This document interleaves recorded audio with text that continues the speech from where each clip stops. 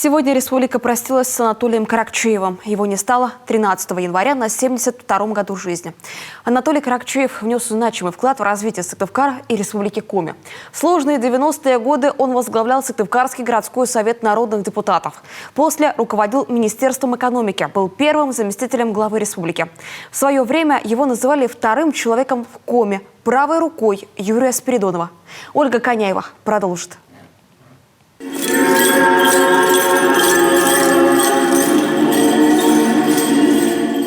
В Свято-Стефановском кафедральном соборе нет свободного места. Здесь самые близкие Анатолия Каракчеева. Супруга, семья, его соратники. Те, кто работал плечом к плечу в непростые 90-е.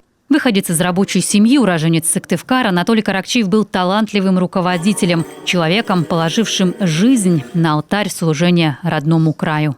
Замечательный профессионал. Человек преданный своему делу, республике, народу республики Коми.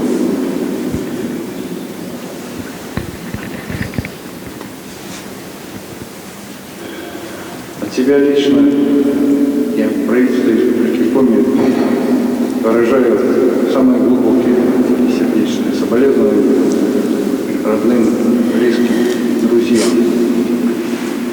Анатолия Алексеевича.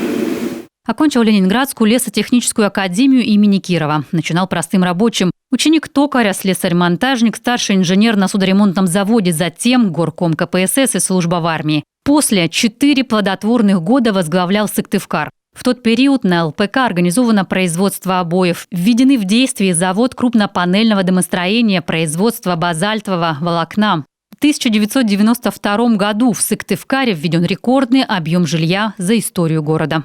Он строил не только дома, но и озеленил наш город Сыктывкар, потому что было так принято. Дом построен, вокруг должны быть деревья.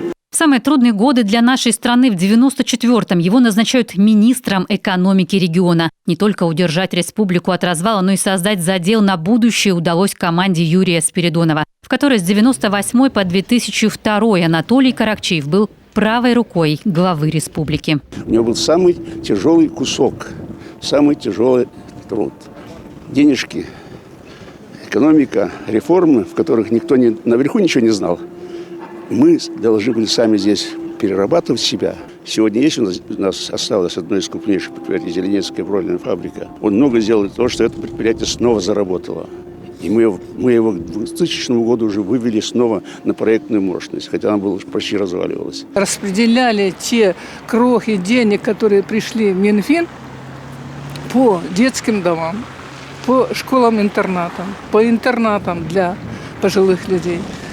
То есть это были очень небольшие деньги. И в то же время сегодня, наверное, мало кто может воображать, что именно тогда начинали строить этот собор, кардиоцентр и так далее. Построен крупнейший на северо-западе кардиологический центр, открыта гимназия искусств и физмат-лицей, новый лабораторный корпус Коми научного центра. Вся работа на улучшение жизни в регионе. Был создан первый и единственный по сей день наш республиканский телеканал. Тоже, в первую очередь, для людей и развития республики. Анатолий Алексеевич, вы в правительстве курируете экономическую тему. Вы доктор экономических наук.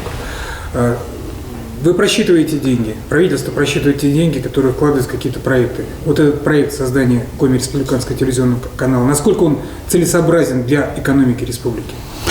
Естественно, что прежде чем начать этот проект, мы вели расчеты, и сможет ли этот проект вообще окупиться. И вы знаете, вот если говорить о прямом счете, то вряд ли он окупится быстро. Но если говорить о том вложении, которое может канал внести в экономику, в развитие региона, то я думаю, что он несоизмерим какими-то цифрами. Речь идет не о том, что этот канал работает на какую-то политику, на каких-то олигархов или на кого-то еще.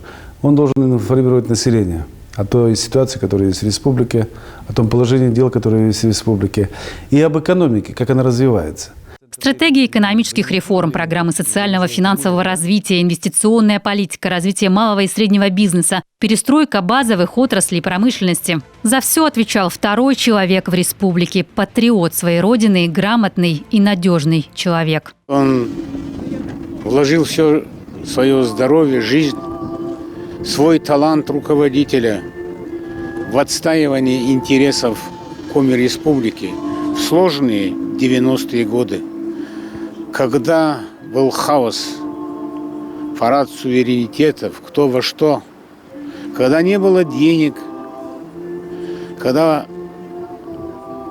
было много партий, мало дела, когда было очень много желающих отхватить кусок побольше от республики. Анатолий Каракчиев умер после операции по удалению тромба. Он давно боролся с онкозаболеванием. Истинный сын Коми народа, представитель славной плеяды руководителей республики, доктор экономических наук. Вместе с Юрием Спиридоновым Анатолий Каракчиев внес громадный вклад в сохранение мира и спокойствия в регионе во времена, когда трясло всю страну. В сохранение Коми как республики.